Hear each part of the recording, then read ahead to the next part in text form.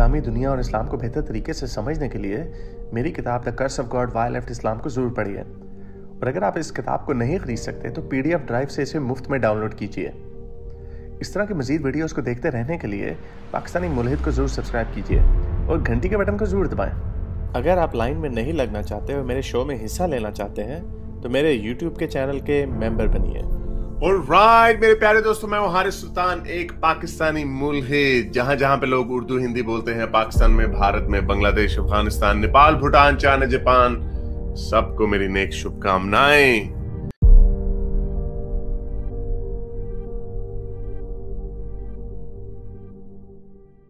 देखें, एक चीज होती है कि आप अब जिंदा रहने के लिए कुछ एनिमल्स को मारते हैं। इसमें तो कोई अब शक रहा ही नहीं है कि जितना हमने देखा सफरिंग, जो हमारी आजकल की मोरालिटी है, हमने ये तय कर लिया है। जो सबसे अच्छी अखलाकियात की, जो मोरालिटी की जो हमने डेफिनेशन बनाई है, मेरे नजदीक और बहुत सारे और फिलोसफर्स भी हैं उनके नजदीक, जो सबसे अच्छी मोरालिटी की हम डेफिनेशन ये बना सकते हैं कि जितने भी महसूस करने वाले जानदार हैं उनकी तकलीफ को कम से कम किया जाए और उनकी खुशी को सबसे ज्यादा बढ़ाया जाए।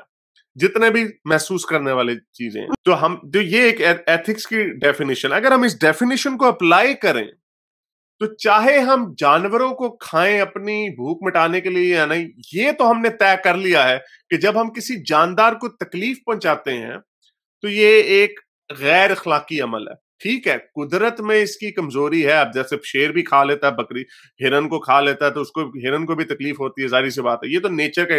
लेकिन नेचर में जो बहुत सारी ऐसी चीजें होती हैं, तो क्या हमें एज अ इंसान भी हमें वो काम करना चाहिए?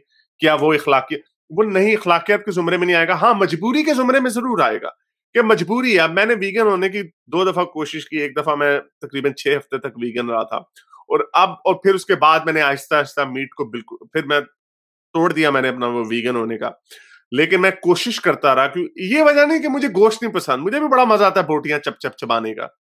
लेकिन मुझे इस चीज का एहसास है कि एक जानदार को जिस तरह हम मारते हैं और उसको खाते हैं, उस जानदार ने कहा कि मुझे अभी ये बकरे इतने इन्होंने मारने हैं, उन जानदारों ने कहा कि हाँ अभी हमारे गले पे छुरी फेरो। एक ये तो एक तो मजबूरी है, लोग खाते हैं। और मैंने अपनी डाइट में सिर्फ चिकन खाता हूँ, वो भी 1 या 2 दफा हफ्ते में, ज्यादा नहीं। वो भी सिर्फ अपनी बाय चॉइस के। मैं बीफ नहीं खाता, बेकन एंड एग मुझे इतना मजा आता था जब मैं एक्स मुस्लिम बना। बेकन बड़ा मजे का होता है, अगर कभी खैर ना खाना, अब तो खैर ऐसी। बीफ भी, लैम मुझे कभी पसंद नहीं था, बीफ भी बड़ा मजे का होता था। तो मैंने ये अपनी ख्वाहिशात का गला घोंट के कहा कि मैं अंडे भी नहीं खाता, बटर भी नहीं लेता, कोई भी एनिमल प्रोडक्ट नहीं मैं यूज करता। तो मैंने ये इसको इसलिए किया क्योंकि ये एक एथिकली ये चीज सही नहीं है, इस पे तो कोई डिबेट नहीं कर सकता। लेकिन अब हमारी मजबूरी, अब क्या करें, हमने खाना भी है तो इसलिए हम खाते हैं। अब ये उसी तरह जैसे मुसलमान कहते हैं कि हाँ भाई मैं शराब भी पी लेता हूँ, लड़कियों के साथ छेड़खानी भी कर लेता हूँ, लेकिन मैं हूं अंदर से मुसलमान। मैं कमजोरी है लेकिन मैं अपने आप को बेहतर करने की कोशिश करूँ। उसी तरह मैं भी ये कह सकता हूँ कि मैं लेदर की चीजें नहीं पहनता, बीफ नहीं खाता, लैम, कैंगरू, जितने भी मीट्स हैं उनको सबको मैंने खत्म कर दिया हुआ। सिर्फ चिकन एक अपनी मजबूरी के लिए मैं खाता हूँ, वो भी कम से कम खाने की कोशिश करता हूँ। तो ये मैं कोशिश कर रहा हूँ। तो आप इसको हिपोक्रेट कह सकते हैं, लेकिन इसमें भी डिग्रीज होती हैं। एक वो बंदा ज्यादा अच्छा मुसलमान है जो शराब भी पीता, जना भी करता है, जुआ भी खेलता है लड़कियों के साथ, और अपने आप को मुसलमान कहता है। या उससे बेहतर एक कम नीचे जो शराब नहीं पीता, जना नहीं करता, लेकिन गाने गुने सुनता है, पुनिया चुनिया करता है, वगैरह वगैरह, या वो ज्यादा बेहतर है?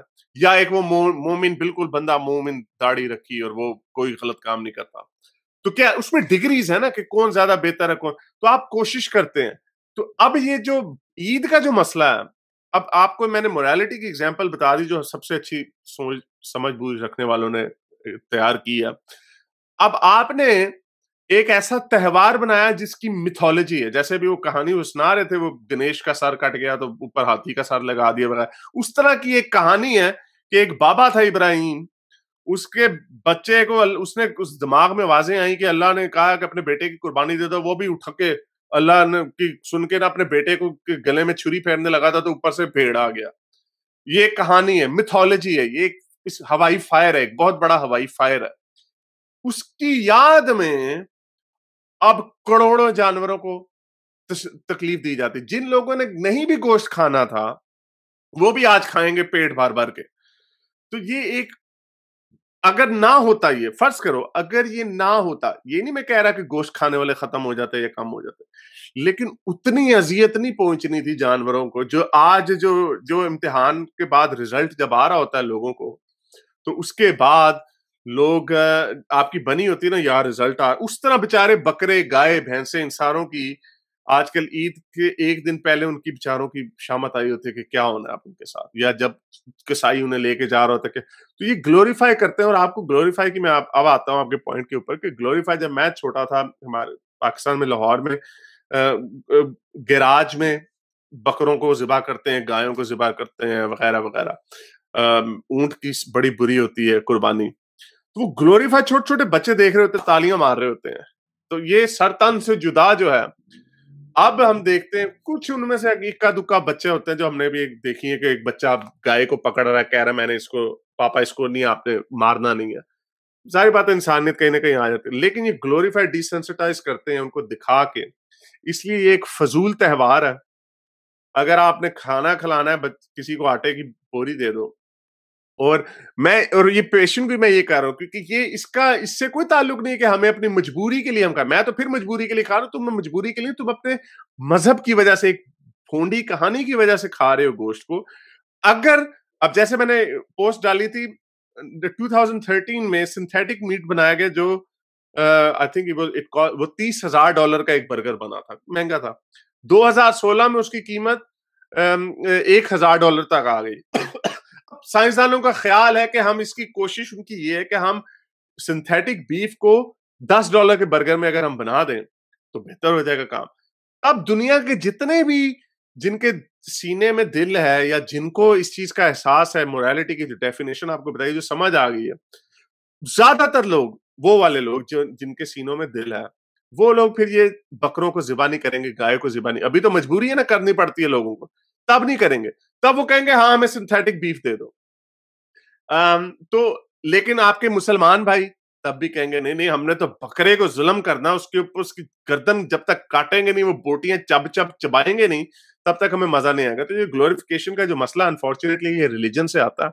ये रिलीजन ही ऐसा है जिसने भोंडी भोंडी इकदार, रवायात, रिचुअल्स बनाए हुए हैं, जिसकी वजह से ये लोग अभी भी पागलों की तरह पीछे लगे हुए। लेकिन फिक्र ना करें, ये इंसानियत का दौर आएगा, ये दकियानूसी सुपरस्टिशन का दौर जाएगा, एक वक्त आएगा ऐसा। मेरे इस नेक काम को जारी रखने के लिए मुझे पेट्रियन या पेपैल पर जरूर सपोर्ट कीजिए ताकि मैं अपना पैगाम ज्यादा से ज्यादा लोगों तक पहुंचा सकूं।